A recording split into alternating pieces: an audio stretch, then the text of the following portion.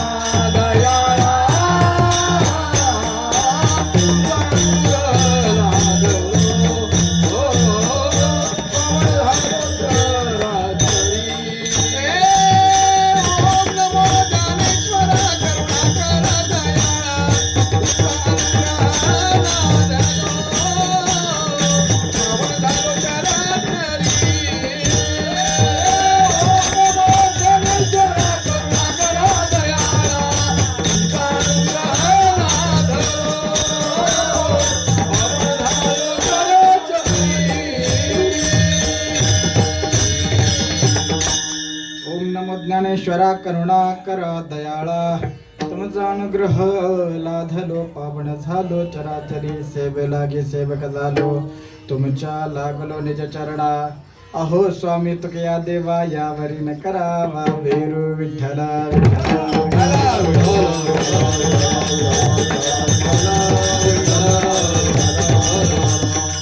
धन्य काळ संत भेटी, धन्य काळ संत भेटी, पायी मिठी पडली तो, संदेहाची सुटली गाठी, झालो पोटी शीतळ.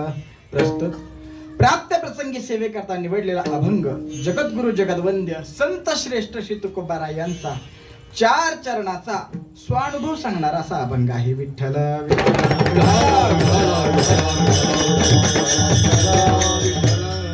तुकोबारा या अभंगातून आपल्या समोर आपला अनुभव सांगतात की मला संतांची भेट झाली, संतांच्या भेटीचा परिणाम काय झाला तर संदेहाची गाठी सुटली, झालो पोटी शीतळ.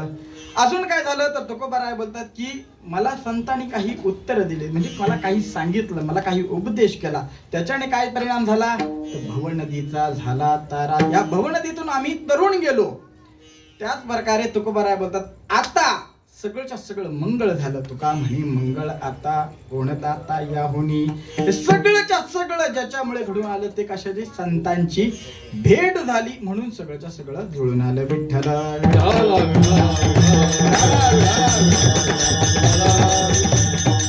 सेवेला प्रारंभ करण्यापूर्वी थोडासा परिहार देणं तो असा की आपल्या या शिवडी ग्रामामध्ये चालू असलेला हा अखंड हरिनाम सप्ताह,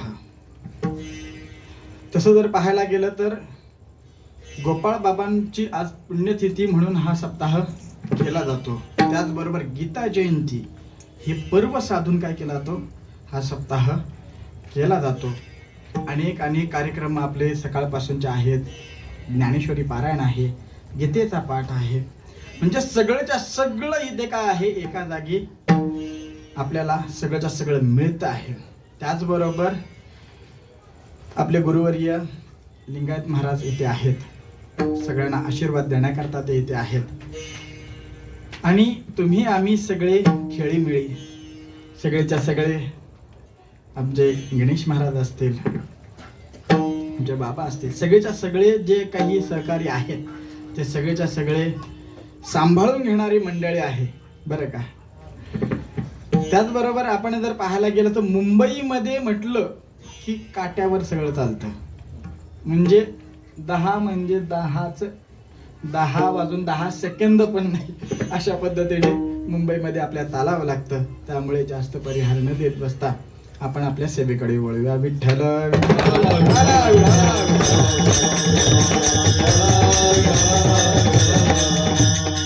तुकोबारा या अभंगातून आपल्याला स्वानुभव सांगतात. स्वतःचा अनुभव जो आला तो अनुभव आपल्या समोर काय करतात, प्रस्तुत करतात, आपल्या समोर ठेवतात. बघा, अनुभव आम्हालाही अनुभव आलेले आहेत आणि संतांनाही अनुभव आलेले आहेत. पण आम्हाला आलेले अनुभव आणि संतांना आलेले अनुभव या दोघांमध्ये काय आहे, फरक आहे. सांसारिकाचे अनुभव हे पारमार्थिकाला चालत नाही आणि पारमार्थिकाचे अनुभव हे सांसारिकाला सांगून काही त्याचं काही त्याला कळत नाही. वारीमध्ये तुम्ही आषाढी वारीमध्ये घ्या, कार्तिकी वारीमध्ये घ्या, तो सोहळा ज्याने अनुभवलाय त्याला त्याचं काही गोडी कळेल. पण ज्याने तो कधी बघितलाही नाही, त्याने कधी अनुभवही घेतला नाही, त्याला त्याचं गोडी सांगून त्याला कळणार आहे का? तो म्हणे काय करायचं, सकाळी काकड्यापासून रात्री जागरापर्यंत नुसतं भजनच करायचं, एवढंच करायचं का, म्हणजे त्याला त्यातली गोडी कळणार नाही. सांसारिकाचे अनुभव हे वेगळे आणि पारमार्थिकाचे अनुभव हे काय आहेत, वेगळे आहेत. बघा, सांसारिकाच्या अनुभवाबद्दल जर पाहायचं झालं तर सांसारिकाचे अनुभव हे प्रत्येक क्षणाला बदलणारे आहेत. म्हणजे मला जसा अनुभव एखाद्या गोष्टीमध्ये आला तसाच अनुभव तुम्हाला येईलच असं सांगता येत नाही. म्हणजे प्रसंग एक असला, घटना एक असली, सगळंच्या सगळं एकसारखं जरी असलं तरी पण जो अनुभव त्यातून मला आला तोच अनुभव तुम्हाला येईल असं सांगता येत नाही. बघा, 2 मित्र होते, दोघांचाही शाळेपासूनची मैत्री, अगदी शाळेपासूनची मैत्री, आणि शाळा एकत्र, कॉलेज एकत्र, दोघांचं लग्नही एकत्रच झालं बरं का, एकामेकाबरोबर नाही, एकत्र झालं म्हटलं मी. दोघांचं लग्नही एकत्र झालं. सगळ्यात दोघांचाही संसार चालू झाला. एक मात्र आपल्या संसारामध्ये सुखी होता, दुसरा मात्र दुःखी होता. कारण की ज्ञानोबा रायच बोले ना, संसार दुःख मूळ. काय करणार, तो दुःखात होता संसारात. काही दिवस गेले, दोघा मित्रांची भेट झाली. काय होतं, मित्र असताना बघा, लग्नाच्या अगोदरचा मित्र आणि लग्न झाल्यानंतरचा मित्र, दोघांमध्ये फरक आहे की नाही? दोघांमध्ये फरक प्रत्येकाला जाणवतो. ज्याचा याचा मित्र असेल ना, त्याला आठवण बघा, आपण कॉलेजमध्ये असताना, शाळेमध्ये असताना किती वेळा भेटायचो, काय व्हायचं.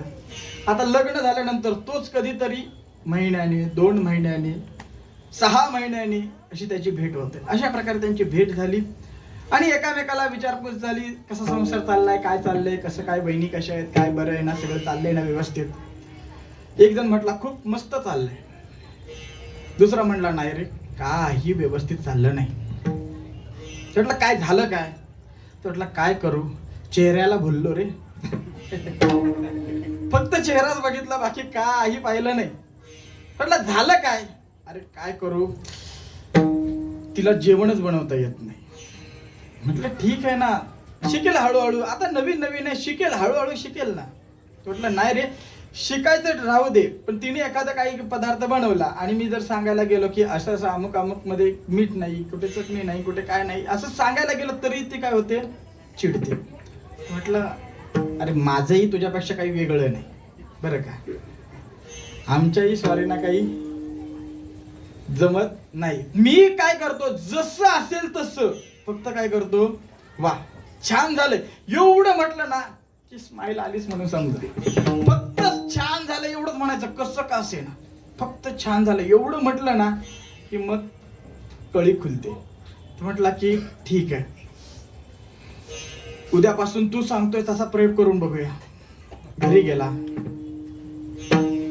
रात्रीच्या जेवणाला बसल्यावरती तिने दररोजच्या प्रमाणे सगळंच्या सगळं जेवण वाढलं.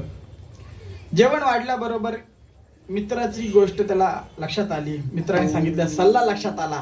म्हटला की आपण काय करावं, काही कसं का असे ना, आपण काय म्हणायचं, खूप छान झालंय, बस खूप छान झालं एवढंच बोलायचं. पहिली चपातीचा तुकडा मोडला, डाळीमध्ये बुडवला आणि घास घेतला, पूर्णपणे बेचव बरं का. म्हणजे तिखटा मिठाचा कुठलाही संबंध त्याला लांब लांब पर्यंत नाही, अशा प्रकारची चव. पण तोंड काय करायचं, चांगलं ठेवायचं, चेहरा हसरा ठेवायचा आणि म्हणायचं वा खूप छान झालंय, खूप छान झालंय, मस्त डाळ खावी तर तुझ्या हातचीच, बस याच्यापेक्षा काय. म्हटला की ठीक आहे. ती बायको बंदारा अशी बाजूला बसून, नंतर त्याने दुसरा काय केला, दुसरा मेथीच्या भाजी बरोबर तो तुकडा मोडला आणि मेथीच्या भाजी बरोबर खाल्ला. तिच्यातही तशाच प्रकार. तरी म्हणला स्माईल देऊन, म्हटला की बस वा भाजी खूप छान झाली बरं का, मेथीची भाजी आजपर्यंत खाल्ली मी. त्यातल्या त्यात एक वाक्य वाढवून बोलायचं बरं का, तुम्हाला सांगतो, आईच्या हातालाही एवढी चव नाही. असं जर नुसतं म्हटलं की मग अजूनच खुश. मग त्याने म्हटलं की बस आतापर्यंत मेथीची भाजी खाल्लीच नव्हती, अशी कधी खाल्लीच नाही. तर म्हटला की ती म्हटली की वा आज काय झालंय काय माहिती.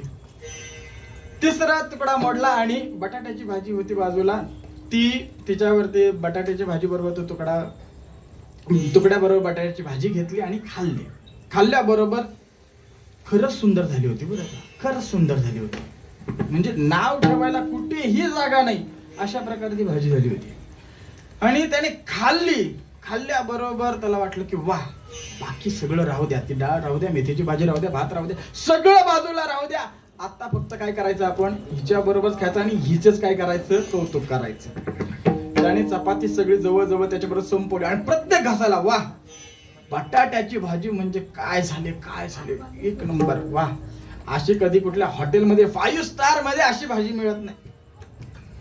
जसा जसा त्या बटाट्याच्या भाजीची स्तुती करायचा तसा तसा तिचा पारा चढायचा.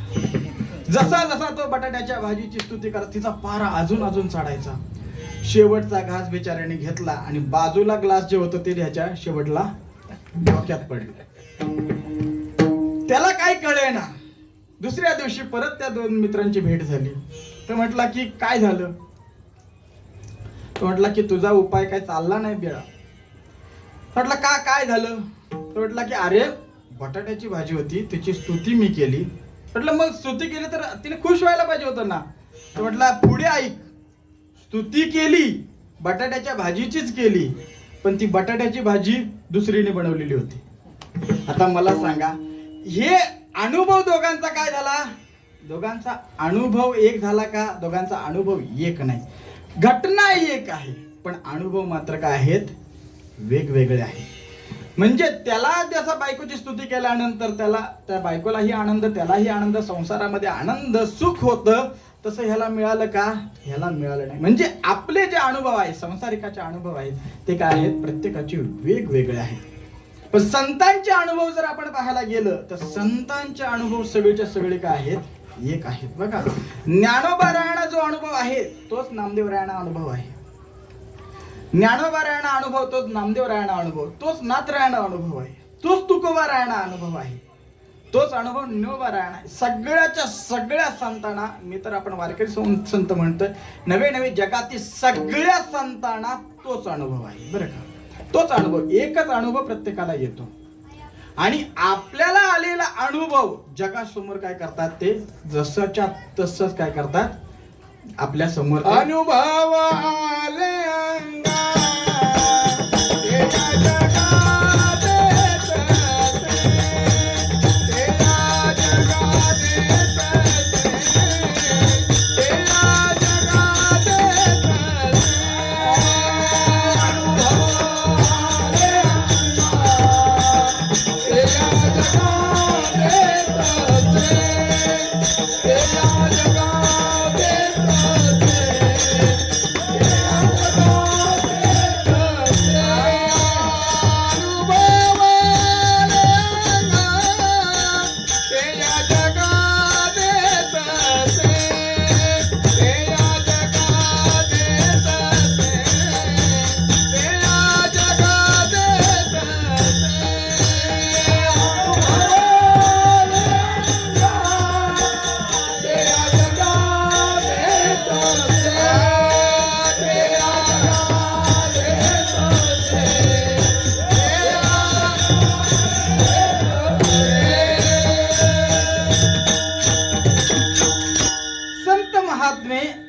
आपल्याला जो अनुभव आलेला आहे तो अनुभव काय करतात जगाला देतात बरं का. जगाला देतात. काय आहेत काही अनुभव असे आहेत ते अनुभव घेता येतात पण सांगताच येत नाही.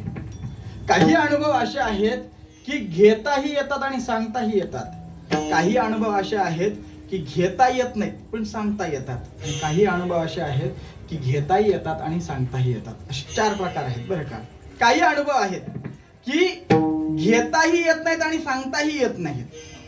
बघा विष पिण्याचा अनुभव. विष पिण्याचा अनुभव कोणाला घ्यायचा आहे का. घेता येतो का आपल्याला. घेताही येत नाही आणि घेतला जर एखाद्याने तर सांगायला तो परत येत नाही. म्हणजे घेताही येत नाही आणि सांगताही येत नाही. काही अनुभव मात्र असे आहेत की घेता येतात पण सांगता येत नाही बरं का. परमात्म्याविषयी जे काही अनुभव येतात भगवंताविषयी जे काही अनुभव आपल्याला येतात ते आपल्याला घेता येतात पण सांगता येत नाहीत बरं का. बघा अनुभूती अशा प्रकारची असते की परमार्थामध्ये किंवा योग्यांमध्ये जर आपण पाहायला गेलं समाधीचे सुख ते काही सांगता येतं का कोणाला. कोणाला सांगता येत नाही. ते फक्त स्वतः अनुभव घेऊ शकतो परत सांगता येत नाही. दुसरा प्रकार झाला. काही अनुभव आहेत की स्वतः घेता येत नाहीत बरं का. त्या अनुभवाचा घेणं नाही पण नुसतंच सांगायचं असतं. नुसतंच सांगायचं असतं. घेता येतात घेता येत नाहीत पण सांगावं लागतं. आपण जर असत पदार्थांच्या विषयी जर थोडंसं पाहिलं 15व्या अध्यायामध्ये ज्ञानोबा रायांनी जे वर्णन केलेलं आहे खपुष्प. खपुष्प म्हणजे आकाशाचं फुल. मला सांगा आकाशाला फुल येतं का हो. पण आकाशाच्या फुलाबद्दल खूप चर्चा करता येते. आकाशाचं फुल असं आहे, त्याचा कलर असा आहे, त्याचा रंग असा आहे, असा आहे. बोलता खूप येईल, पण दाखवता येईल का? त्याचा अनुभव मात्र घेता येणार नाही. शशीशृंग म्हणजे सश्याचं शिंग, सश्याचं शिंग दाखवता येईल का? त्याचा अनुभव घेता येईल का?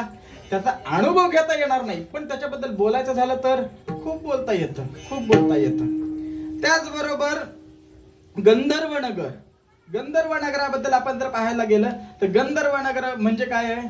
आकाशामध्ये जे ढग येतात त्याच्याने वेगवेगळ्या चित्रविचित्र जे काही चित्रकारी होते त्याला गंधर्व नगर असं म्हटलं जातं. मग गंधर्व नगर त्याच्याबद्दल बोलायला काय कमी आहे का? तो बघा, तो काय इंद्राचा महाल, तो तिकडे वरुणाचा महाल. बोलायला काय जाते? ढगाचे जेवढे जेवढे आकार आहेत तेवढे आपण बोलू शकतो, पण आपल्याला दाखवता येतं का? खरं खरं दाखवता येत नाही. म्हणजे काही अनुभव घेता येत नाहीत, पण काय करतात? आपल्याला सांगता येतात. त्याचबरोबर काही अनुभव असे आहेत की घेताही येतात आणि सांगताही येतात बरं का.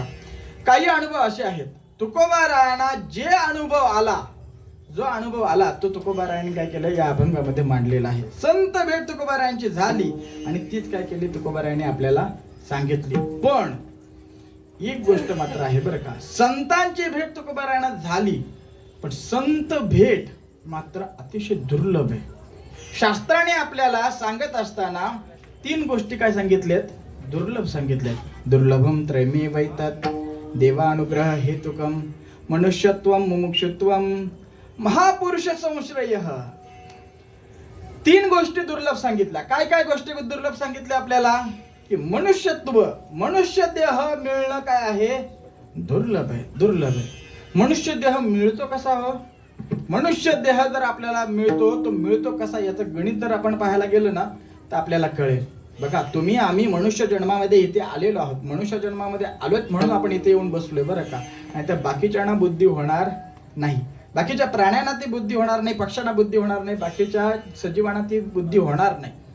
पण मनुष्य जन्म जो आपल्याला मिळतो तो मनुष्य जन्म कशामुळे कसा काय मिळतो आपल्याला? नाथराय आपल्याला सांगतात बरं का. पाप पुण्य समान समी तै पाविजे कर्मभूमी जय पडे विषमी ते स्वर्गगामी का नरकी. जर ते थोडं तरी कमी झालं किंवा थोडं तरी वाढलं तर काय करावं लागतं? स्वर्गात जावं लागतं. कमी झालं तर नरकात जावं लागतं. म्हणजे इथे जेवढे उपस्थित आहेत किंवा जे कोणी मनुष्ययोनीला आलेले आहेत त्याच्या सगळ्यांचं पाप पुण्य काय झालेलं आहे? समान आहे, समान आहे. एक प्रश्न मला पडू शकतो की जर सगळ्यांचंच पाप पुण्य समान आहे तर सगळ्यांच्या जीवनमानामध्ये दिसणारा फरक कसा काय? सगळ्यांचं जीवनमान एकसारखं दिसतं का आपल्याला? कोणी श्रीमंत आहे, कोणी गरीब आहे, कोणी दरिद्री आहे, कोणी आरोग्य त्याच्याकडे नाही, कोणी काय आहे संपन्न आहे. सगळंच्या सगळं काय आहे? भिन्नतेने हे सगळं जग काय झालेलं आहे? नटलेलं आहे. मग हे सगळंच्या सगळं पाप पुण्य सगळ्यांचं समान आहे ना, मग हे सगळं बाकीची व्यवस्था कशी काय बरोबर नाही? त्याला आपल्या संतांनी काय केलेलं? उत्तर दिलेलं आहे की कसं काय हे सगळ्यांचं पाप पुण्य जरी समान असलं तरीही काय आहे? मला एक प्रश्नाचं उत्तर द्या की 1 किलो कापूस आणि 1 किलो दगड जर आपण पारड्यामध्ये टाकला तर कोणाचं वजन जास्त होईल? कोणाचं वजन जास्त होईल? हा, दोघांचं सारखं होईल, बरोबर ना. 1 किलो कापूस आणि 1 किलो दगड, दोघांचं वजन काय होणार? सारखंच होणार, कारण की किलो 1 किलोच आहेत ना ते, दोघांचं वजन सारखं होणार. पण मला सांगा, 1 किलो कापूस दिसताना केवढा दिसेल? एवढा कापूस दिसेल, भरपूर मोठा ढीग दिसेल आपल्याला, 1 किलो कापसाचा दिसेल. पण दगड 1 किलोचा बघितला तर केवढा असेल? बस एवढाच असेल, हातामध्ये मावेल एवढा तो दगड असेल. दोघांचं वजन सारखं आहे, समान आहेत, पण दोघांमध्ये दिसताना काय आहेत? फरक दिसतोय बरं का. तसंच आपल्या बाबतीत आहे. काहींच्या बाबतीत जरी समान असलं तरी पाप आणि पाप ज्यांच्या आयुष्यातलं आहे, गत जन्माचं जे पाप आहे ते सगळंच्या सगळं पाप काय आहेत? कमी कमी आहेत. म्हणजे थोडं थोडं थोडं थोडं पाप असं करून त्यांनी काय केलेलं आहे? ती पातळी गाठलेली आहे. आणि पुण्याचा एकच दगड त्यांच्या याच्यामध्ये आहे आणि पाप थोडं थोडं आहे. मग त्यांचे आयुष्य जर पाहायला गेलं तर त्यांचं आयुष्य काय दिसतं? आपल्या सुखी दिसतं. काही जणांच्या आयुष्यामध्ये पापाचेच दगड मोठे मोठे आहेत आणि पुण्याचा उगत चारासूर आहे. पण समान असल्यामुळे त्यांना मनुष्य जन्म मिळाला. पण त्यांचं आयुष्य पाहायला गेलं की आपल्याला दुःखी म्हणून त्यांचं आयुष्य आपल्याला पाहायला मिळतं. म्हणजे जरी समान असलं तरीही काय होतं, आपल्याला ही विविधता, भेद आपल्याला त्याच्यातला काय होतो, दिसून येतो. ठीक आहे, मनुष्य जन्म आपल्याला कळालं की मनुष्य जन्म कशाने मिळाला, आपल्याला पाप पुण्य समान झालं मनुष्य म्हणून मनुष्य जन्म आपल्याला मिळाला. तुकोबारा अजून एक आपल्याला एक संगती सांगतात की हा मनुष्य जन्म आम्हाला सहजच मिळालेला आहे. बरं, उगच फिरता फिरता आपल्याला काय झालेलं आहे, मिळालेला आहे. तसं तर पाहायला गेलं तर कावळा कधी कोणाच्या मुठीत सापडेल का?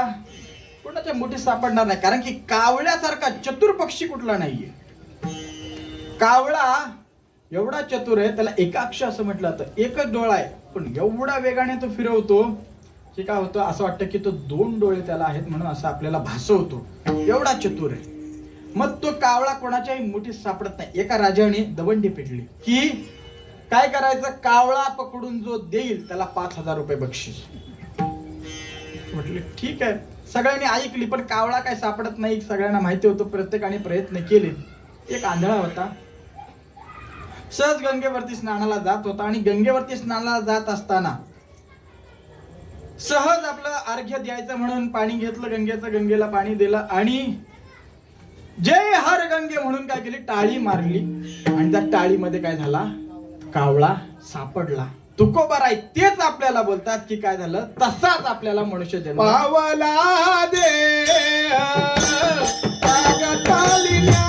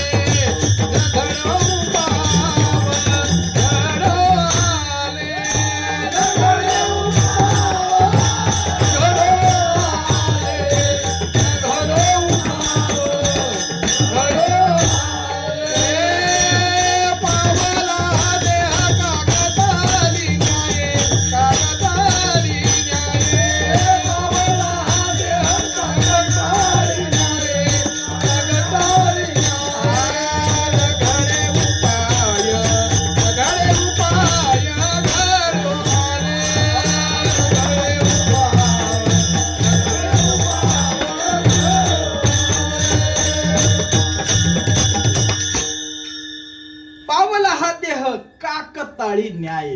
न्याय अनेक आपल्या शास्त्रामध्ये न्याय सांगितलंय. काकताळी न्याय म्हणजेच कावळा टाळीमध्ये सापडणं, हातामध्ये सापडणं. या न्यायाप्रमाणे आंधळ्याने काय कावळा बघितला का, कावळ्याला पकडायचा त्याने प्रयत्न केला का, काही प्रयत्न न करता सहजच काय झालं, त्याला कावळा सापडला. त्याचप्रमाणे आपल्याला हा नरदेह सापडलेला आहे. तुकोबाराय बोलतात नवे हा नरदेह आता आपल्याला सापडलाय. परत हा नरदेह आपल्याला मिळेलच का? आता परत हा नरदेह आपल्याला सापडेल का? बहुता दिवसा फेरा आला या नगरा. किती जन्म घ्यावे लागतात? 84चा फेरा घ्यावा लागतो. त्यानंतर आपल्याला काय मिळतो, हा नरदेह प्राप्त होतो. मग हा नरदेह एवढा दुर्लभ आहे बरं का. 3 दुर्लभ सांगितलेत की नरदेह दुर्लभ आहे, मनुष्यत्व दुर्लभ आहे, पण तेही आपल्याला काय झालं, मिळालेलं आहे. त्याच्या पुढचं आहे का, मुमुक्षत्व म्हणजे मोक्षाची इच्छा प्राप्त होणं, हे काय आहे, दुर्लभ आहे. मोक्षाची इच्छा, मुमुक्ष या शब्दाचा जर व्याख्या केली, मोक्षम इच्छती इति मुमुक्ष. बरं का, जे मोक्षाची इच्छा करतात. मोक्ष म्हणजे काय, मला फक्त सुखच मिळावं, सुखाच्याच राशीवरती राहावं. प्रत्येकाची इच्छा आहे की ना? प्रत्येकालाच वाटतं ना सुख मिळावं. प्रत्येकालाच वाटतं की मी सुखामध्येच असावं, आनंदामध्येच असावं. मग प्रत्येकाला काय झाली, मोक्षाची इच्छा झाली की नाही? प्रत्येकाला मोक्षाची इच्छा म्हणजे त्या सुखाची इच्छा म्हणजेच मोक्षाची इच्छा नाही बरं का. मोक्षाची इच्छा म्हणजे भगवंताची प्राप्ती व्हावी, भगवंताची प्राप्ती व्हावी एवढीच इच्छा मोक्षाची इच्छा म्हटली जाते. मोक्षाची तीव्र इच्छा त्याला म्हटलं जातं. तुकोबाराय जेव्हा साधक अवस्थेमध्ये होते तेव्हा तुकोबारायांना पडलेला प्रश्न आहे बरं का, माझा उद्धार होईल का? कायमी उधार पावेन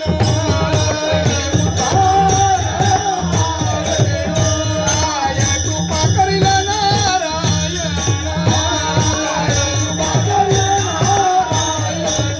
ऐसे तुम्ही सांगा संत जन कर समाधान चित्त माझे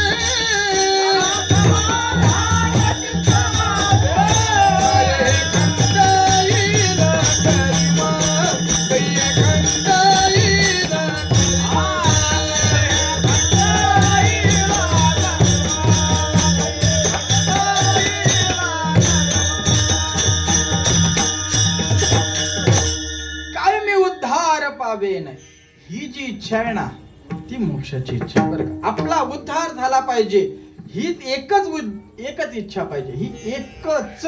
मी लावतो मुद्दा म्हणून बरं का. एकच इच्छा पाहिजे. माझं उद्या काय होईल, कसं चालेल, काय नाही ती इच्छा नाही, फक्त माझा उद्धार होईल की नाही ही जर इच्छा असेल तर त्याला काय म्हटलं जातं, मुमुक्षत्व म्हटलं जातं. असे मनुष्य जन्म आपल्याला एवढा सगळ्यांना मिळाला, पण मोक्षाची इच्छा कोण करतं का हो त्यातली? मोक्षाची इच्छा कोणी करत नाही. कीर्तनकार धरूनही कोणी करत नाही बरं का. कीर्तनकाराने कितीही कीर्तनातून सांगितलं तरीही अंतःकरणामध्ये मोक्षाची इच्छाच असेल असं सांगता येत नाही. म्हणजे मोक्षाची इच्छा असणं हे काय आहे, दुर्लभ आहे. त्याचबरोबर तिसरं दुर्लभ सांगितलं म्हणजे संतांची भेट होणं हे काय आहे, दुर्लभ आहे. संतांची भेट केवढी दुर्लभ आहे. तुकोबाराय बहु हे विशेषण लावतात आणि तुकोबाराय काय बोलतात, बहु अवघड आहे संत भेटी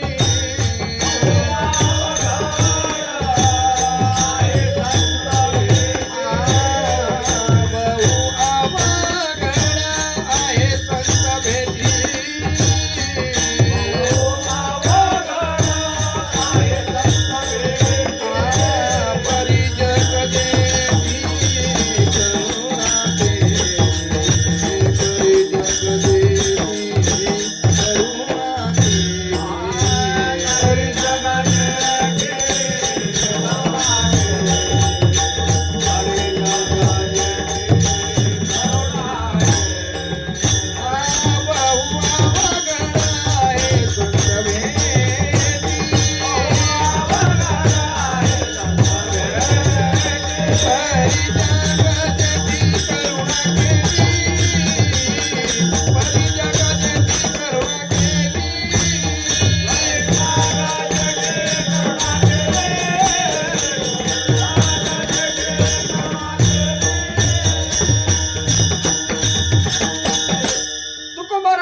संतांची भेट किती अवघड आहे, बहु अवघड.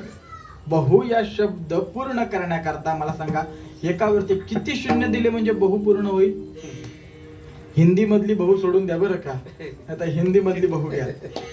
बहु या शब्द किती शून्य दिल्यानंतर पूर्ण होईल, कितीही शून्य द्या, पूर्ण जग नव्हे पूर्ण अंतरिक्ष जरी व्यापून शून्य दिले तरी बहु हा शब्द पूर्ण होणार नाही. म्हणजे एवढा अवघड काय आहे, संतांची भेट आहे.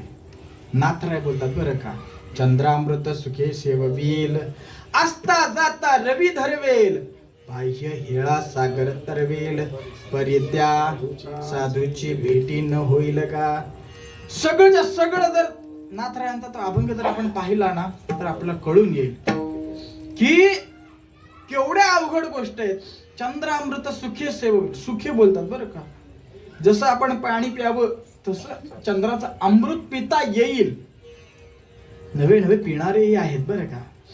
चकोर जर पाहिला तर चकोर चंद्रामृतावरतीच जगतो, त्याला ती विधी माहिती आहे. नवे नवे जर आपण योगी जर पाहिले तर कित्येक योगी असे आहेत की चंद्रामृतावरती जीवित आहेत. म्हणजे त्यांना सुखाने ते सेवन करता येईल. चंद्रामृत सुखे सेववेल, असता जाता रवी धरवेल. म्हणजे सूर्य अस्ताला जाताना धरता येईल. धरता येतो का हो? सूर्य धरता येतो अस्ताला जाताना? कोणी थांबवून ठेवू शकतो का? आणि जर त्याने थांबवला असता तर कीर्तन आपल्या करता आलं असतं का? कीर्तन करताच आलं नसतं. म्हणजे आजची ही वेळच आली नसती. मग असता जाता रवी धरवेल नाथराय बोलतात. नवे नवे आपण जर पुराण जर पाहिली, इतिहास जर पाहिला, तर अनेक सत्य अशा आहेत, अनेक आपल्या भगिनी अशा प्रकारच्या आहेत, माता अशा आहेत की त्यांनी काय केलेलं आहे, सूर्यास्ताला काय केलेलं आहे, थांबवलेलं आहे. भगवान रवीला काय केलेलं आहे, थांबवलेलं आहे. त्याने अस्त व्हायचंच नाही, मी सांगितल्याशिवाय खाली जायचं नाही, अशा प्रकारची आज्ञा करून त्यांना काय केलं, थांबवलेलं आहे. म्हणजे तेही करता येईल. बाह्य हेळा सागर तरवेल. समुद्र, केवढा समुद्र आहे. व आपण शाळेमध्ये असताना शिकलोय की ह्या पृथ्वीवरती किती टक्के पाणी आहे, 71%. 71% आणि 29% जमीन आहे. आता 71% पाणी आहे म्हणजे एवढा सगळा काय आहे, समुद्र आहे. तो समुद्रही एक वेळ काय करता येईल, पोहून जाता येईल. पण त्याच्यापेक्षाही अवघड काय आहे, साधूंची भेट एवढी अवघड आहे, एवढी अवघड आहे. म्हणजे दुर्लभ, अति दुर्लभ म्हणून काय केलेलं आहे, साधूंची भेट सांगितलेली. पण ह्या साधूंची भेट जेव्हा होते तो काळच काय होतो, धन्य होतो. अभंगाच्या पहिल्या चरणात धन्य काळ संत भेटी, धन्य काळ संत भेटी,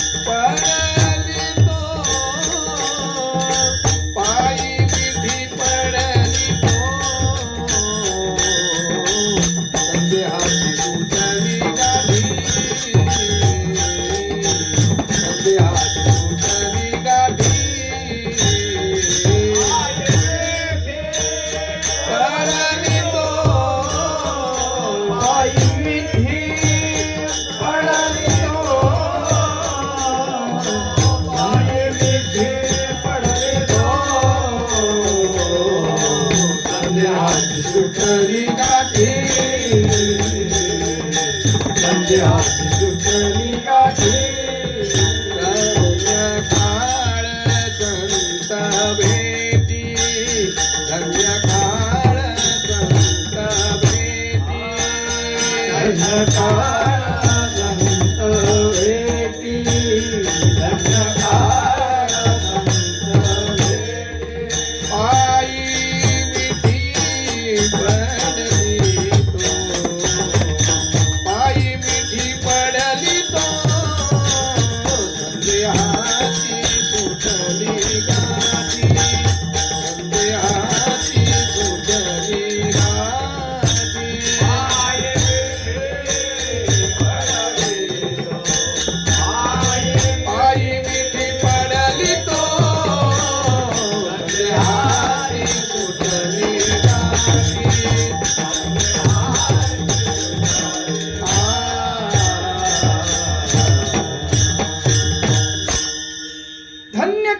संत भेटी, अशी दुर्लभ असणारी संतांची भेट ज्या काळामध्ये होते तो काळ काय होतो, धन्य होतो, धन्य होतो. बरं का, तुकोबाराय बघा, धन्य धन्य अभंगातला पहिला शब्द जर आपण धन्य पाहिला तर तुकोबाराय धन्यता कोणालाही देत नाहीत. बरं का, धन्य माता पिता तयाचिया, कोणाच्या, कुळी कन्या पुत्र होती जे सात्विक, त्यांच्याच माता पित्याला धन्यता आहे.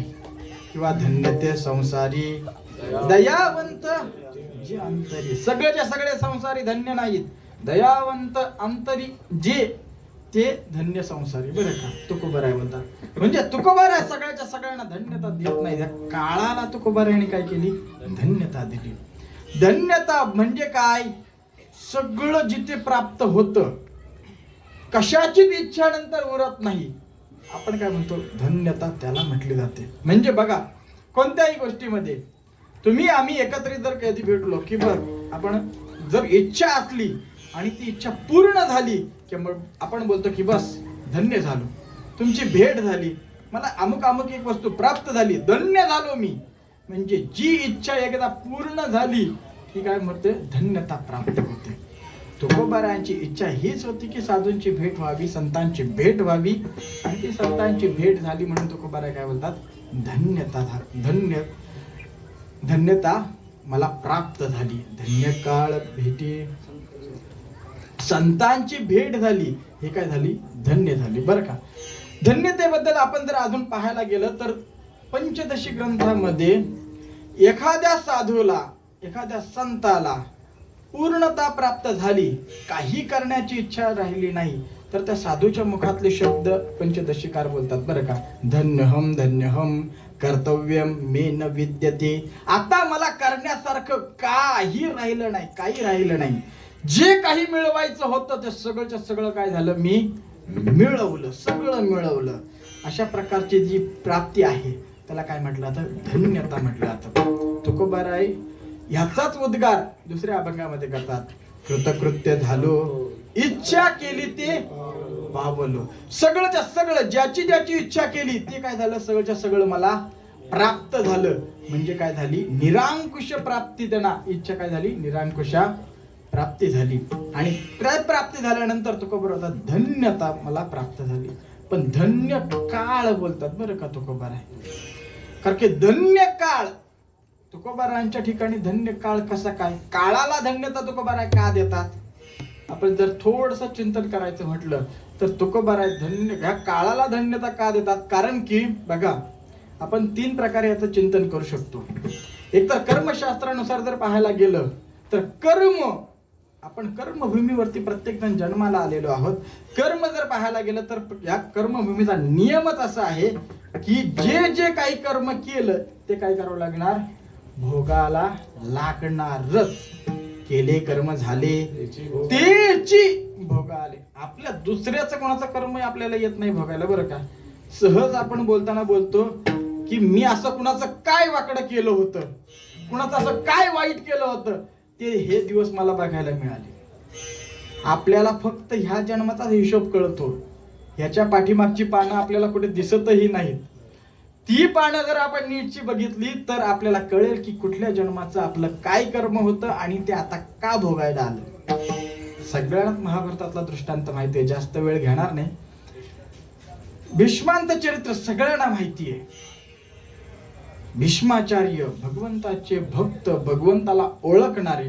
काय आहे, महाभारतामध्येही भगवंताला भगवंत म्हणूनही ओळखणारे खूप कमी जण होती. बरं का, भगवंत जरी बाजूला होते तरीही भगवंताला भगवंत म्हणून ओळखणारे खूप कमी जण होते. पण भीष्माचार्य, पितामह भीष्माचार्य मात्र काय होते, भगवंताला पूजन करायचे, भगवंताला भगवंत म्हणून, परमात्मा म्हणून त्यांना त्याची ओळख होती. भगवान श्रीकृष्णाची ओळख परमात्मा म्हणून होती. 10व्या दिवशीचं युद्ध चालू होतं आणि जास्त प्रसंग सांगत नाही. पितामह भीष्म काय झाले, शरपंजरीवरती पडले. म्हणजे अर्जुनाने बाण चालवला आणि त्याच्यावरती काय झालं, सगळ्या बाणांच्या शय्येवरती काय करावं लागलं, भीष्माचार्यांना पडावं लागलं. खालून सगळेच्या सगळे बाण, वरतून बाण, सगळीकडे बाणाने छिन्न विच्छिन्न असं झालेलं शरीर. त्यातही भीष्माचार्यांना मात्र इच्छा मरणाचं वरदान असल्यामुळे त्यांना पाहिजे तेव्हा ते काय करत होते, देह ठेवू शकत होते. म्हणून भीष्माचार्य जिवंत होते, आपला प्राण सोडायचा नाही. दक्षिणायन चालू, उत्तरायण चालू झाल्यावरती काय करायचा, देह सोडायचा.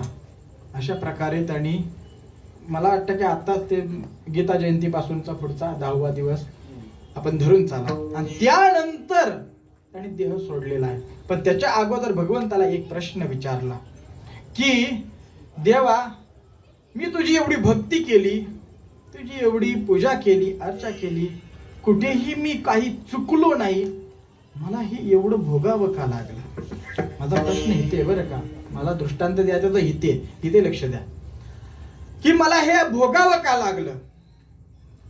तेव्हा देवाने भीष्माचार्यांना सांगितलं की भीष्माचार्य पितामह, हे तुमचंच कर्म आहे, ते काय करावं लागतं, तुम्हाला भोगावं लागतं. म्हटलं की देवा, मला नाही वाटत, मला आठवतही नाही की ह्या जन्मामध्ये मी कुठला काही कर्म अशा प्रकारचं केलं की एवढं मला भोगायला यावं. ते म्हटले भीष्माचार्य, तुमचं पितामह हे तुमचं या जन्माचं नाही, पाठच्या जन्माचं आहे. ते म्हटले देवा, मला दाखवा, कोणतं कर्म आहे ते दाखवा मला. देवाने पाठचा जन्म दाखवला, पाठचा जन्म दाखवला. ह्या जन्मात काही नाही, बघा या जन्मात, बघा या जन्मात काही नाही. अशा 100 जन्म पाठीमागे गेले. आणि 100 जन्म पाठीमागे गेल्यानंतर भीष्माचार्यांना एक त्यांची घटना दिसली. भीष्माचार्यांचं वय लहान आहे आणि सहज खेळता खेळता पोर वयामध्ये त्यांनी काय केलं होतं, एक सरडा असा काठीने टोचला आणि काय केला, असा उचलून बाजूला फेकून दिला. बाजूला फेकून दिल्यानंतर तो सरडा कुठे पडला, कुंपणावरती पडला, काट्यांमध्ये पडला आणि तिथेच तडफडून काय झाला, मेला. आता मेल्यानंतर भीष्माचार्यांनी ते पाहिलं आणि म्हणले देवा, मी काय केलं होतं, सहजच सरडेला उचलून काय केलं होतं, फेकलं होतं आणि एक 10-12 सेकंदामध्ये 10-12 मिनिटामध्ये तो काय झाला, गतप्राण झाला. पण मला हे एवढं भोगावं का लागलं? ते म्हटले की व्याजा सकट आहे सगळं, 100 जन्म व्याज आहे आणि त्या व्याजा सकट तुम्हाला भोगावं लागतं. केले कर्म झाले ते याची, एवढ्यासाठी मी बोललो बरं का, आपल्याला तेच भोगावं लागतं, दुसरं काही भोगावं लागत नाही. म्हणजे तुकोबारायांच्या जीवनामधला मी कर्मशास्त्र सांगतोय की कर्मशास्त्रानुसार धन्य कसं काय. पण संतांची एकदा का भेट झाली की संतांची भेट झाल्यानुसार आपलं जे प्रारब्ध आहे ते प्रारब्ध ही बदलायची काय आहे, त्यांच्यामध्ये संतांमध्ये ताकद आहे बरं का. ज्ञानोबारायांचं चरित्र आपण जर पाहिलं तर ज्ञानोबाराय पैठणमध्ये असताना एक अंतयात्रा ज्ञानोबारायांच्या समोरून चालली होती. एक सौभाग्याचं लेणं लिहून एक स्त्री ज्ञानोबारायांच्या पाया पडायला आली. ज्ञानोबारायांच्या पाया पडली आणि ज्ञानोबारायांनी सहजच तिला आशीर्वाद दिला, सौभाग्यवती बहु. तिने हसली आणि म्हटलं की माऊली, हा आशीर्वाद या जन्माचा की पुढच्या जन्माचा? माऊली बोलले की मी स्वतः बोललो नाही, ही भगवंताची वाणी आहे, माझ्या तोंडून आलेले शब्द हे माझे स्वतःचे नाहीत. बोलविता धनी वेगळाचे, म्हणजे तो बोलवता आहे, मी काही बोललो नाही. नक्की काय झालं? ते म्हटले की जी आता प्रेत यात्रा गेली, अंतयात्रा गेली, ती माझ्या पतीची होती. माझा पती गेला आणि तुम्ही सौभाग्यवती बहु असं म्हटलं, कसं काय? ते म्हटले तुझ्या पतीचं नाव काय? ते म्हटले सच्चिदानंद. म्हटलं सच्चिदानंद कधी मरत असतो का? सच्चिदानंद कधी मरत नाही आणि जे मरत नाही तेच सच्चिदानंद असतात. अंतयात्रा माऊलीने तिथेच थांबवली आणि म्हटलं की उठा सच्चिदानंद बाबा, आपल्याला अजून खूप कार्य करायचंय. प्रारब्ध संपलं होतं, प्रारब्ध संपल्यानंतरच मृत्यू होत असतो, पण प्रारब्ध ही बदलायची ताकद संतांची असते. विठ्ठल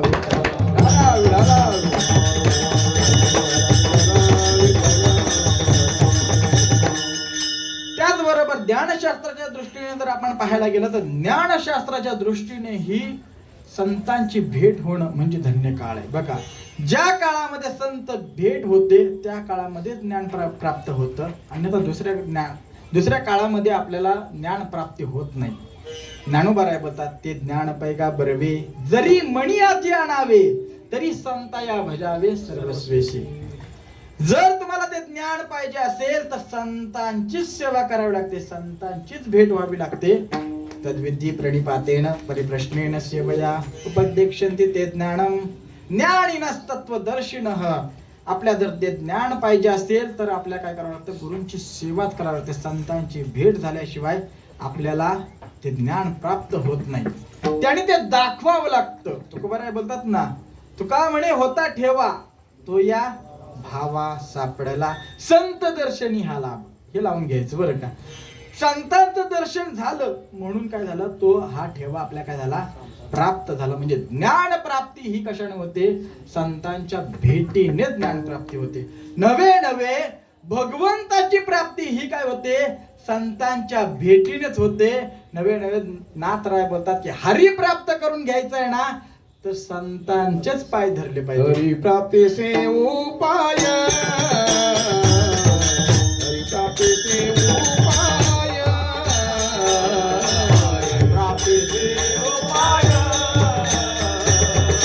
हरी प्राप्तीचे उपाय. धरावे संतांचे ते पाय, धरावे संतांचे ते पाय. साधती साधने, साधती साधने, संतांचे पाय, संतांचे पाय. साधती साधने,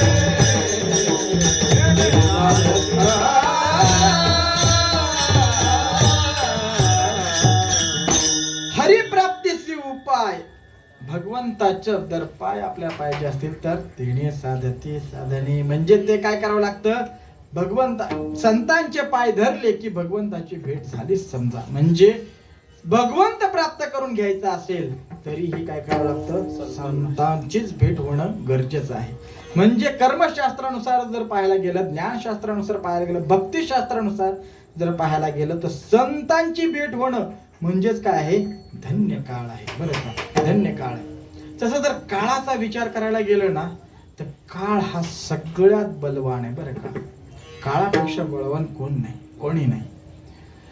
जगतामध्ये जर पाहायला गेलं तर काळापेक्षा ताकदवान कोणी दुसरा कोणी नाही. नवे नवे भगवंताचे अवतार जे झाले तेही या काळाच्या पडद्याआड कधी गेले हे कळालं नाही.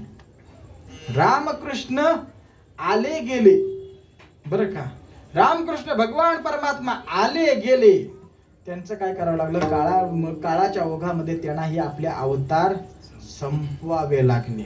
येरते पामर जीव किती, येथे उरणाही आले अवतार, अवतारही उरले नाहीत. बाकीच्या जीवाचं काय धरून बसलाय. म्हणजे काळ. पण संतांची ताकद जर पाहायची झाली तर संत या काळाबद्दल बोलतात की जगा काळ खाय आम्ही माथा दिला पाय. संतांची ताकद आहे. बरं का, संत बोलू शकतात. ते जो काळ जगाला खातो त्याच्या माथ्यावरती काय केला, आम्ही पाय दिला. आणि पाय देऊन आम्ही त्या काळाला काय केलं, आमच्या पायदळी तुडवून ठेवलं. काळ गुलाम सलाम करे, संता घरी तुकिया घरी राबत. म्हणजे तुकोबारांच्या घरी राबणारा कोण आहे, काळ. येता जाता तुकोबारा घरात आले की लगेच सलाम, जाताना सलाम. म्हणजे एवढा काय करतो काळ, त्यांच्या घरामध्ये राबतो. ही काय संतांची ताकद आहे. पण हेही संत बोलतात की जेव्हा संतांची भेट होते ते काय होतं, तो काळही धन्य होतो. काळ धन्य होतो. बरं का, ती भेट धन्य जी झाली नाही, तो काळ धन्य झाला. आपल्या आजूबाजूला ही संत आहेत, संत महात्मे आहेत. आपण जर नीटच त्यांच्याकडे पाहिलं तर आपल्याला कळून येते. आपले गोपाळ बाबा, त्यांना पाहणारे मला नाही वाटत इथे कोणी असतील. तर गोपाळ बाबांना ही म्हणजे संतच आहेत ते. त्यांच्याविषयी जर आपण पाहायला गेलं तर त्यांनी काळाला धन्यता आणली. बरं का, त्यांनी काळाला धन्यता आणली. तुमच्या आमच्या परिचयाचे आपले रिंगे बाबा, त्यांनी पाहिलेला काळ, त्यांचा काळ की बघ, गुरुवर्य प्रातस्मरणीय मामासाहेब दांडेकर यांच्या कीर्तनामध्ये त्यांनी चाल म्हणावी. गुरुवर्य प्रातस्मरणीय धुंडा महाराज यांच्या कीर्तनामध्ये त्यांनी चाल म्हणावी. म्हणजे काळालाही त्यांनी काय केलं, धन्यता आणली. बरं का, त्यांचा तो काळ धन्य होता असं मी म्हणणार नाही. काळाला त्यांनी धन्यता आणली. तो काळच एवढा काय झाला, धन्य झाला. किंवा मी काय केलं, ही मोठी मोठी मंडळी मी पाहिली. म्हणजे काळाला धन्यता आणण्याचं कार्य कोण करतात, संत करतात. धन्य काळ संत भेटी कधी पायी मिठी पडली तो. पण तुकोबाराय पायाला मिठी मारली, तुमचा काळ धन्य झाला. पण त्याचा परिणाम काय झाला, अभंगाचं दुसरं प्रमाण. संदेहाची सुटली घाटी संदेहाची सुटली घाटी संदेहाची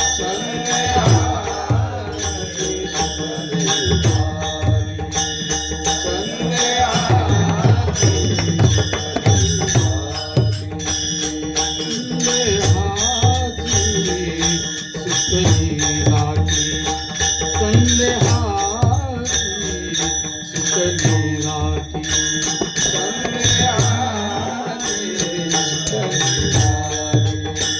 संदेहाची सुटली घाटी झालो पोटी झालो पोटी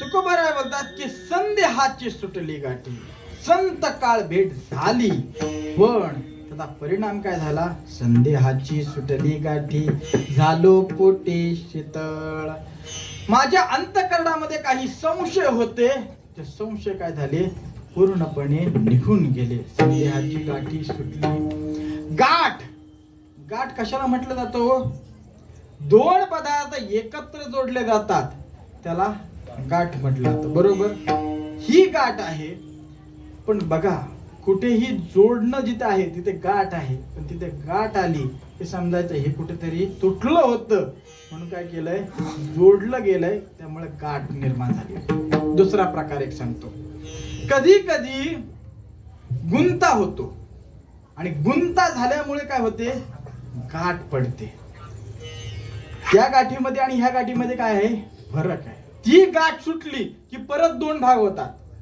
पहिले जे मी प्रकार सांगितला दोन एकत्र जोडून बांधलेली गाठ ती गाठ सुटली की परत दोन होतात पण गुंता झालेली गाठ ती जर सोडली नीटची सोडली की सरळ सगळं होऊन जातं बरं का तुकोबारायांचा प्रकार हा दुसरा आहे म्हणजे संदेहाची गाठ सुटली आणि त्याच्यामुळेच पोटे शीतळ झालं संदेहाची म्हणजे संशयाची बरं का संशयाबद्दल जर पाहायला गेलं माऊली बोलतात की संशयाहुनी थोर आणि का पाप नाही घोर या संशयापेक्षा दुसरं मोठं पापच नाही दुसरं मोठं पापच नाही काय आहे एखाद्याच्या विषयामध्ये एखाद्या विषयी जर दुसऱ्या व्यक्तीविषयी जर संशय निर्माण झाला त्याला कितीही समजवण्याचा प्रयत्न करा त्याला कितीही समजवण्याचा दुसऱ्याने प्रयत्न करा असं न म्हणता मी म्हणेल त्याने स्वतःला समजवण्याचा जरी प्रयत्न केला तरी तो संशय जोपर्यंत जात नाही ना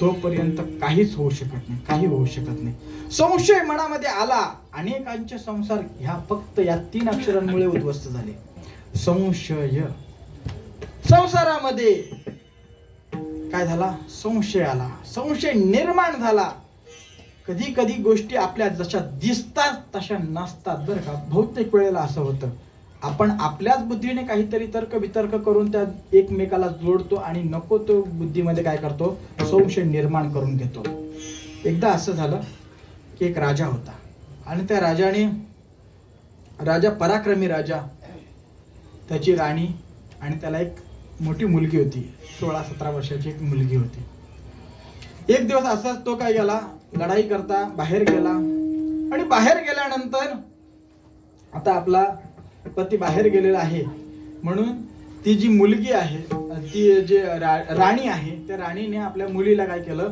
आता 2-3 दिवस काही राजा येणार नाही म्हणून आपल्या शयनगृहामध्ये तिला बोलवलं आणि तिला म्हटलं की आता 3-4 दिवस काय कर तू माझ्या बरोबर माझ्या सोबतीला इथे राहत जा ती म्हटली ठीक आहे 3-4 दिवस झाले आणि एक रात्री त्या मुलीला असं वाटलं की मी जर मुलगा असते तर मी कशी दिसली असते. सहज तिला वाटलं, सहज वाटलं मी जर मुलगा असते तर कसं वाटलं असतं. आता ती राजपुत्रीच होती, त्यामुळे तिला काही जास्त शोधाशोध करायला लागली नाही, काही नाही. तिला लगेच काय केले, मुलाचे ड्रेस, राजपुत्राचे ड्रेस मागवले गेले, तिने ते घातले. ती त्याच्यामध्ये वावरी लागली आणि त्याच पेहरावामध्ये तेच कपडे घालून काय झाली, झोपली. आपल्या आईच्या बाजूला झोपली, म्हणजे त्या राणीच्या बाजूला झोपली. झोपल्यानंतर त्याच रात्रीत सकाळी सकाळी पहाटे पहाटे असा तो राजा आला. आल्यानंतर आपल्या महालामध्ये आला आणि पाहिलं तर आपल्या पत्नीच्या शेजारी कोणीतरी पुरुष झोपलाय. त्याचा पारा चढला. मी इथे लढाईला गेलोय आणि आपल्या पत्नीच्या बाजूला कोणीतरी पुरुष. त्याने मेणातून तलवार काढली आणि दोघांचेही शिर एकदाच कलम करायचे म्हणून विचार केला. पण तेवढ्यात त्याने काहीतरी कीर्तन ऐकलं असावं बरं का, म्हणून तो म्हटला की रागामध्ये कोणतीही क्रिया करायची नाही.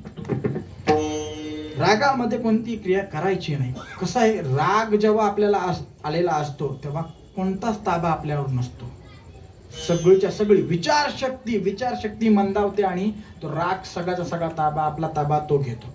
त्यामुळे कधीही आपणही आहोत, राग कधी आला ना समोरच्याला पटकन बोलून हलकच व्हायचं नाही. कारण की रागाच्या भरात शब्द काय निघून जाईल सांगता येत नाही, कोणती घटना कधी घडेल सांगता येत नाही. त्यामुळे तो रागाच्या भरात त्याने तो म्हटला की आपण काय करूया, पहिलं थोडा वेळ थांबूया, दोघांना वाटल्यास उद्या फाशी देऊया, पण आता काय करूया, थांबूया. तो बाहेर गेला, सकाळ होण्याची वाट पाहिली आणि वाट पाहिल्यानंतर त्याने महालामधून आपली मुलगी येताना बाहेर पाहिली, म्हणजे पुरुषाच्या वेशामध्ये मुलगी येताना बाहेर पाहिली आणि स्वतःच्या डोक्याला त्याने हात लावून घेतला. म्हटला जर त्या रागाच्या भरामध्ये मी दोघांची शिर कलम केली असती, म्हणजे पत्नीही गेली असती आणि मुलगीही गेली असती, नुसता एवढा संशय निर्माण झाला. त्या संशयाने काय झालं असतं, सगळं नाश झाला असता. म्हणजे संशयास गुणी थोर आणि पाप नाही गोर. संशय निर्माण झाला ना त्याच्यासारखं पाप दुसरं कोणतं नाही. मग हा संशय एकदा का निर्माण झालेला संशय एकदा का निघून गेला की मग सगळंच्या सगळं काय होतं, आनंदमय होत असतं. बघा, आपल्या संसारामध्ये आपल्याला संशय वेगळे उत्पन्न होतात. परमार्थामध्ये जर आपण पाहायला गेलो तर पारमार्थिक संशय हे वेगळे आहेत बरं का. देवाच्या भेटी मला कधी होईल हा संशय, हा प्रश्न आपल्याला निर्माण होऊ शकतो. जर आपण विचारसागराच्या दृष्टीने जर पाहायला गेलं तर दोन प्रकारचे संशय विचारसागराने आपल्याला सांगितलेले आहेत. म्हणजे असंभावना आणि विपरीत भावना अशा प्रकारचे दोन संशय सांगितलेत. असंभावनामध्येही दोन वेगवेगळे प्रकार सांगितलेत की प्रमेय असंभावना आणि प्रमाण असंभावना. प्रमाण असंभावना त्याला म्हटलं जातं की वेदशास्त्र ही एकच आहे. जीव ब्रह्मा ऐक्य आहे हे सांगणारे वेद वाक्य आहेत. पण ती वेद वाक्य जीव ब्रह्म ऐक्य सांगतात की कर्म हे एक आहे हे सांगतात. हे याच्याबद्दल जो एक संशय निर्माण होतो त्याला प्रमाण असंभावना असं म्हटलं जातं. आणि प्रमेय असंभावना त्याला म्हटलं जातं की प्रमेय म्हणजे सिद्धांत. वेदाचा सिद्धांत काय आहे, जीव ब्रह्मैव नापरहा, म्हणजे जीव आणि ब्रह्म हे वेगळे नाहीत असं काही आहे, हे सिद्धांत आहे. पण त्या सिद्धांतात विषयी काय होतं, संशय निर्माण होतो की हे भेद खरा आहे का त्यातला अभेद खरा आहे, ह्याच्या विषयी काय होतं, संशय निर्माण होतो. त्याला प्रमेय असंभावना असं म्हटलं जातं. त्याचबरोबर विपरीत भावना, हे जग खरं आहे का खोटं आहे, नाही खोटं असणारं जग खरं वाटायला लागलं की त्याला म्हणायचं विपरीत भावना बरं का. म्हणजे अशा प्रकारचे वेगवेगळे संशय आपल्या मनामध्ये निर्माण होतात. तुकोबाराय बोलतात संदेहाची सुटली गाठी. अशा प्रकारचे वेगवेगळे संदेह माझ्या मनामध्ये होते, त्याची गाठी काय झाली, सुटली. म्हणजे हा भगवान परमात्मा सगुण आहे का निर्गुण आहे हा संदेह होता. संतांनी एकाच वाक्यामध्ये एकाच प्रमाणामध्ये काय दिलं, त्याचं उत्तर दिलं. सगुण निर्गुण एकू गोविंद रे, तुझं सगुण म्हणू की निर्गुण रे हा प्रश्न आहे. सगुण निर्गुण एकू गोविंद रे म्हणजे सगुण निर्गुण काय झालं, एकच आहे. त्याचबरोबर हे जग सत्य आहे की असत्य आहे, ह्या जग आपल्याला दिसतं ते खरं आहे की खोटं आहे हा प्रश्न निर्माण झाला. तर तुकोबाराय त्याचंही उत्तर देतात की हा जे जग दिसणार आहे ते कसं आहे, रज्जू सर्पाकार भासेले जगडंबर. रज्जू सर्पाकार म्हणजे आपल्याला जसं दोरीवरती सर्प दिसावा अशा प्रकारे हे सगळं जग आपल्याला भासत आहे. त्याचबरोबर हा जीव आणि परमात्मा एक आहे की वेगवेगळे आहेत, तिथेही तुकोबाराय त्याला उत्तर देतात की तुका म्हणे कैची कीव कुठे जीव निराळा. जीव वेगळा त्याच्यापेक्षा नाहीच. मग अशा प्रकारे सगळेचे सगळे संशय निघून गेले की झालो पोटी शीतळ. आता मनामध्ये कोणताच काय राहिला नाही, संशय राहिला नाही. पण हे संशय न राहण्यासाठीच संतांची भेट झाली आणि त्या भेटीमध्ये संतांनी मला काय केला, उत्तराचा एक प्रसाद दिला अभंगाच्या 3ऱ्या चरणामध्ये. भव नदीचा झाला तारा, भव नदीचा झाला तारा, भव नदीचा झाला तारा, भव नदीचा झाला तारा, भव नदीचा झाला तारा, भव नदीचा झाला तारा, भव नदीचा झाला तारा, भव नदीचा झाला तारा, भव नदीचा झाला तारा,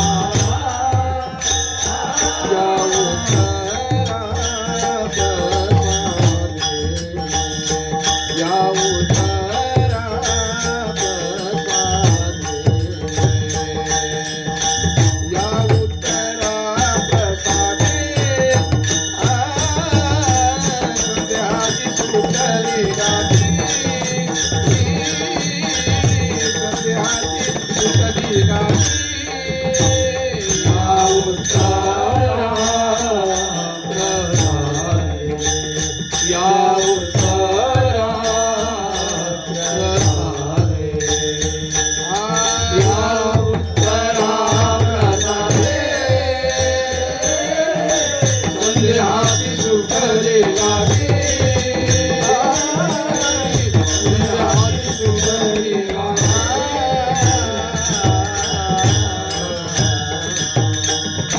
भवनदीचा झाला तारा या उत्तरा प्रसादे ह्या चरणाचं आणि शेवटच्या चरणाचं थोडक्यात आपल्या भावार्थ पाहायचं आहे. त्याच्या अगोदर सगळ्यांनी प्रेमाने टाळी वाजवून भगवंताचं नामचिंतन करायचं. विठोबा रखुमाई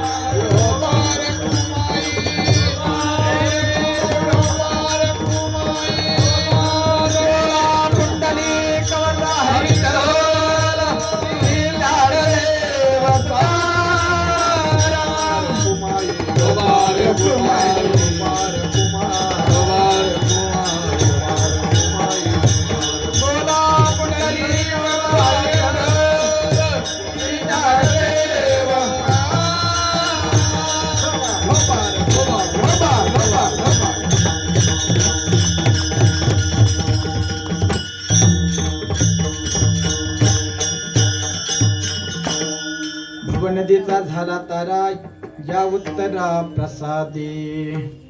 भव नदीचा तारा झाला म्हणजे भव नदी तरुण जाण्यासाठी तारा म्हणजे नाव झाले बरं का. भगवान परमात्मा संतांची भेट होणं म्हणजेच काय आहे, ही नाव आहे. भव नदीतून पार व्हायचंय ना तर आपल्याला काय करावं लागेल, या संतांच्याच भेटीच्या नावेमध्ये आपल्याला बसावं लागणार आणि आपल्याला भव नदीतून जावं लागणार. या उत्तरा प्रसादे संतांनी जे काही सांगितलं, जो काही उपदेश केला, सहज बोलणे हित उपदेश करोणी सायास शिकविते किंवा आली मुखा वाटे अमृत वचने. या उत्तरा प्रसादे काय झालं, भवनदीचा झाला तारा. आणि एकदा का भवनदीचा तारा झाला म्हणजे भवनदी आपण तरुण गेलो की त्याच्यापेक्षा मंगळ दुसरं काहीच नाही. अभंगाचं शेवटचं. तुका म्हणे मंगळ आता, तुका म्हणे मंगळ आता, तुका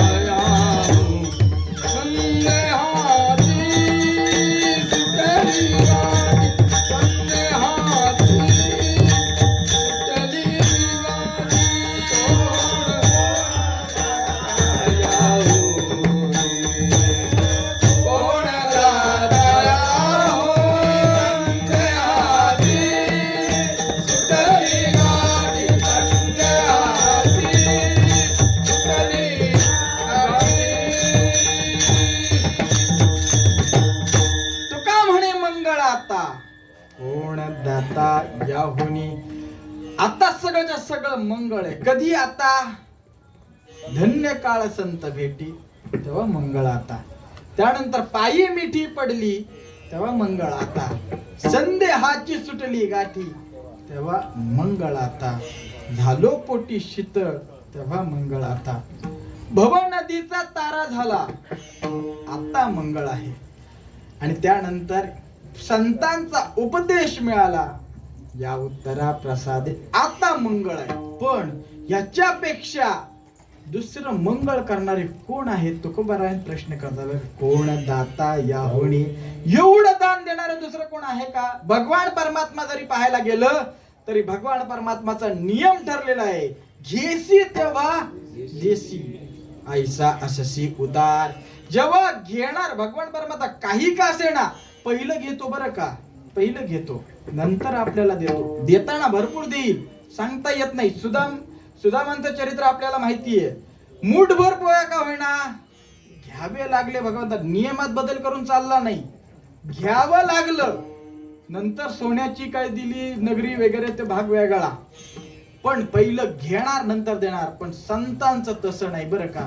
संत उदार उदार भरले अनंत भांडार. आणि अशा प्रकारे संत यांच्यापेक्षा दाता कोण आहे का दुसरा? कोणी दाता नाही. नवे नवे आपण जगतातलं जरी पाहायला गेलं तर जगतामधले सगळंच्या सगळं जरी एखाद्याने दिलं तरी संतांची भेट करून तर देईल का? कोणी देणार नाही. म्हणून कोण दाता याहुनी.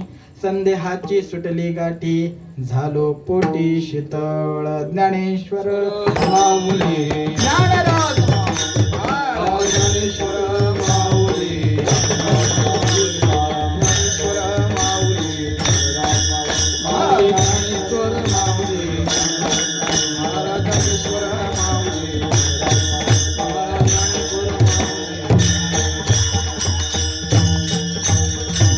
तुकाराम तुकाराम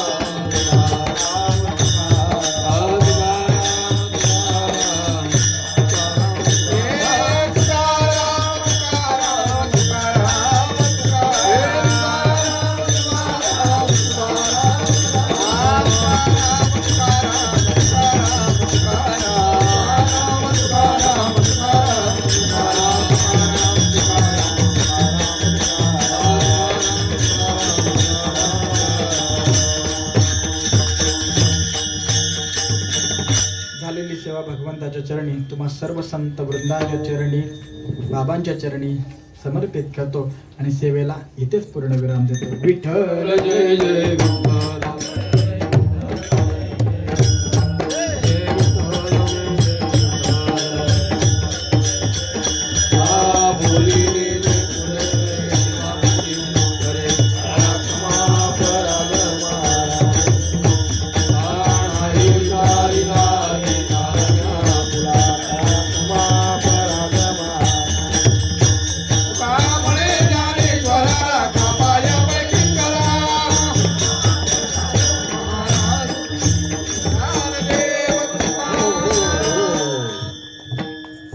जय हरी